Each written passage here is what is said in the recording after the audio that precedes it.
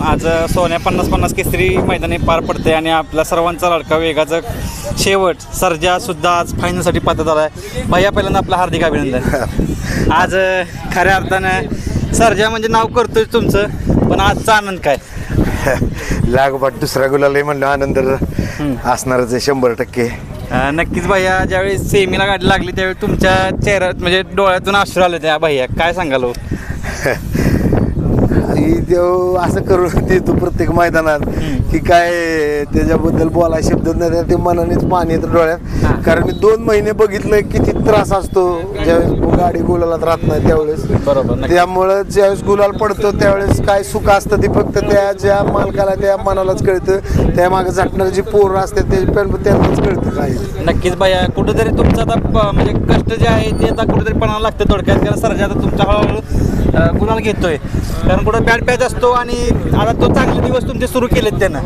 केले तर 100% ते बॅड पॅच आठवतात. त्याने ज्यावेळेस गुलाल घेईल त्यावेळेस मला ते 100% दिवस आठवतात, म्हणून माझ्या डोळ्यातनं पाणी येतं ते.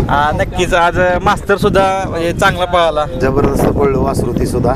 म्हणजे सर्जाच्या काळात पळणं म्हणजे पण सोपं काम नाहीये.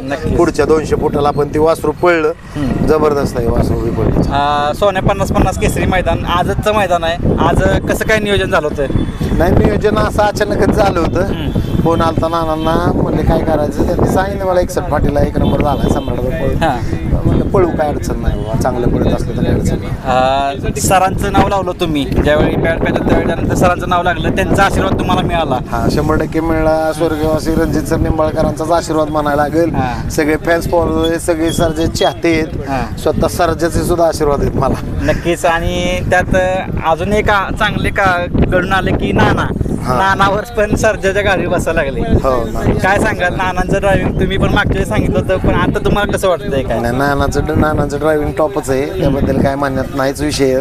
नानाच्या ड्रायव्हिंग बद्दल बोलण्यातच काय विषय नाही. म्हणजे महाराष्ट्रातलं टॉप ड्रायव्हिंग असेल असं मी म्हणेन होईल.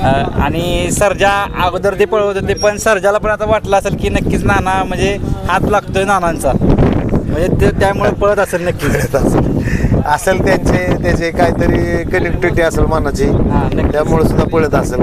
कसं काय नानांबद्दल काय सांगा?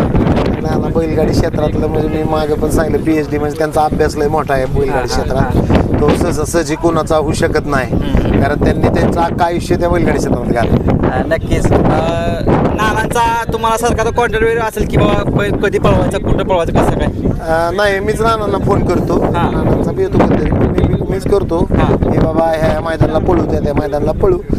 मी पण नियोजन करत असतो, नाना पण मतदान करत असतात. पण आजचा आनंद काय असणार आहे? म्हणजे फायनलचा मानकरी ठरलाय तुम्ही थोडक्यात, अजूनही म्हणजे फायनल आहेच, पण काय वाटतं बाहेर?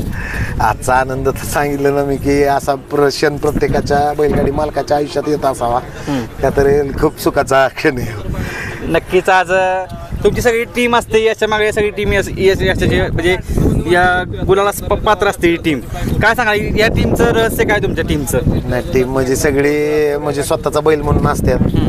कोण म्हणजे इकडं गाठावली जरी पोरं असली तरी असतात. आमची फलटणची येतात वैयक्तिक. आता आज जवळजवळ 25 फलटणचीच पोरं आल्यात. माझ्याबरोबर सकाळी आलेली वेगळीच, परत नानांबरोबर आलेली वेगळीच. म्हणजे पोरं सरजा म्हणलं की लय येतात. आम्ही पुढे आलो तरी मागून 1-2-3 गाड्या आल्यात परत फलटणवरनं. नक्कीच. आज आणि मैदान कसं आहे? मैदान छान आहे, म्हणजे एकदम छान केलंय आणि त्यांनी भरपूर बक्षीस ठेवलं. ते बरं गोरगरीब बैलांना बी म्हणजे सगळ्यांनाच आनंद मिळतोय गुलालाचा. नक्कीच ते छान आहे त्या गोष्टी. नक्कीच भैया, जास्त वेळ घेत नाही, फायनल सुद्धा आहे. असंच आज सर्जाने फायनल म्हणजे फायनलचा गुलाल पात्र झालाय, पण फायनलला पण 1 नंबर करेल हीच तुम्हाला शुभेच्छा आहे. धन्यवाद भैया. तर मित्रांनो बघू शकता वेगाचा शेवट सर्जा सुद्धा फायनलसाठी पात्र झाला आहे, बघू शकता आपण.